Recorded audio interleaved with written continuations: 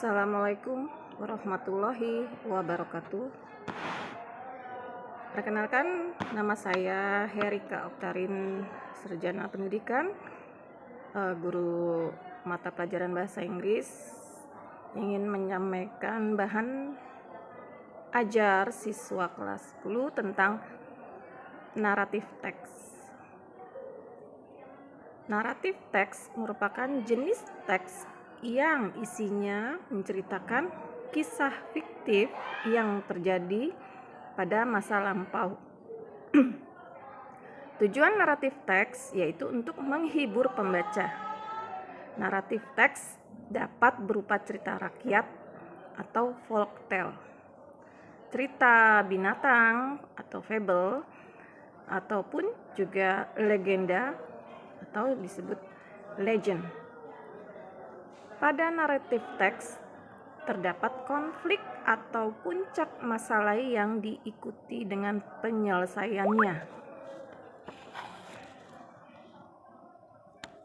Naratif teks adalah jenis teks yang menceritakan suatu rangkaian peristiwa secara kronologis yang saling berhubung.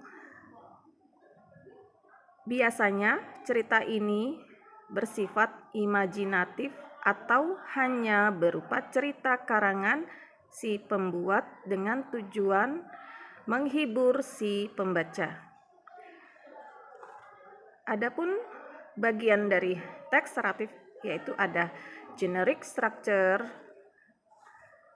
dengan berisi generic structure. Naratif teks merupakan beberapa tahapan yang biasanya digunakan dalam membuat sebuah cerita. Berikut tahap-tahapan pembuatan sebuah naratif teks, yaitu yang pertama adalah orientation, yang kedua complication, yang ketiga resolution. Penjelasannya berikut ini yaitu tentang orientation. Orientation dapat pada paragraf pertama. Orientation berisi pengenalan cerita berupa definisi singkat tentang tokoh yang akan diceritakan dan setting cerita atau waktu dan tempat terjadinya cerita dalam teks. Dalam paragraf orientation terdapat informasi tentang tokoh dalam cerita atau who, waktu terjadinya cerita atau when, dan tempat terjadinya cerita where. Sebagai contoh dalam cerita yaitu The Legend of Rawapening. Paragraf orientation-nya sebagai berikut. Once upon a time, there was a little boy came into a village. He was very hungry and weak. He knocked at every door and asked for some food, but nobody cared about him. Nobody entered to help the little boy. Nah, pada paragraf tersebut, pertanyaan who terjawab dengan a little poor boy. Lalu pertanyaan when terjawab dengan once upon a time, dan pertanyaan where terjawab dengan a little village.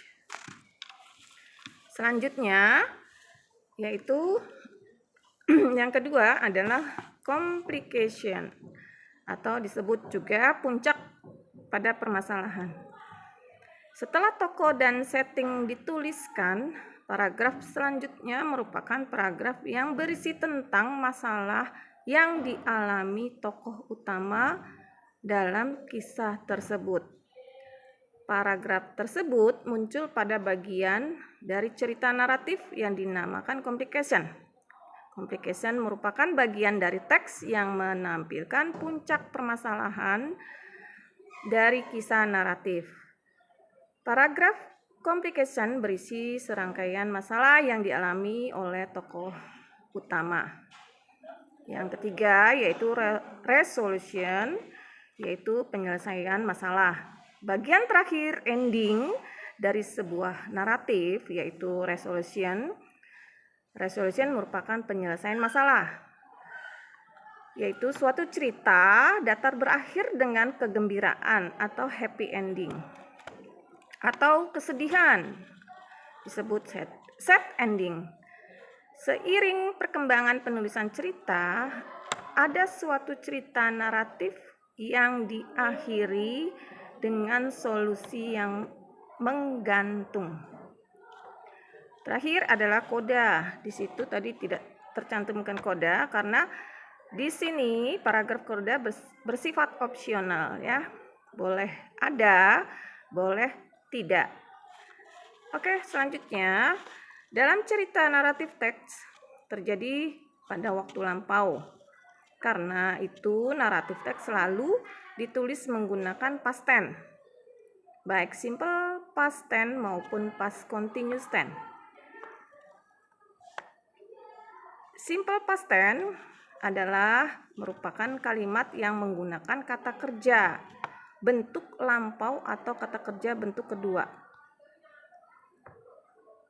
Kata kerja bentuk kedua ini ada yang berupa kata kerja beraturan atau irregular verb dan ada yang berupa kata kerja tak beraturan atau disebut irregular.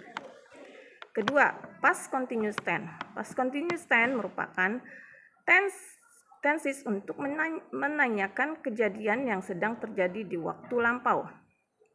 Ciri utama tenses ini yaitu penggunaan be untuk masa lampau, yaitu kita menggunakan was atau were